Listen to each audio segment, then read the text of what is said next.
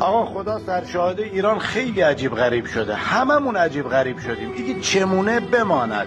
به اپراتور وصل میشی یه جوری باهات حرف میزنن انگاری که بد موقع زنگ زدی.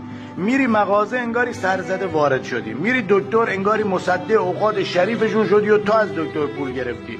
میری بیمارستان انگاری که مثلا مزاحم پرستارا و پرسنل شدی. میری سوپری انگاری دست به وسایل شخصیشون زدی. تاکسی میگیری انگاری گفتی داداش داری میری منم سر راه برسون. میری بانک انگاری میخوان از جیب باباشون بهت پول بدن. میری اداره‌های دولتی یه جوری رفتار میکنن که انگاری ما بهشون گفتیم اول صبح بیان سر کار. میری تامین اجتماعی یه جوری ناراحت میشن که انگاری قرار بوده هیچ کس سراغ اینا نره و از بیمش استفاده نکنه. به خاطر سرعت غیر مجاز جلوتو گرفتن یه جوری باهات حرف میزنن انگاری 50 نفر رو کشتی. مدرسه و دانشگاه هم که بعضی کارمنداش یه جوری رفتار میکنن که انگاری ما حقوقشون رو کم تعیین کردیم. میری خدمات پس از فروش از سایپا و ایران خودرو بگیری انگاری مثلا بنز و بی ام و تحویلت دادن که انتظار نداشتن خراب بشه.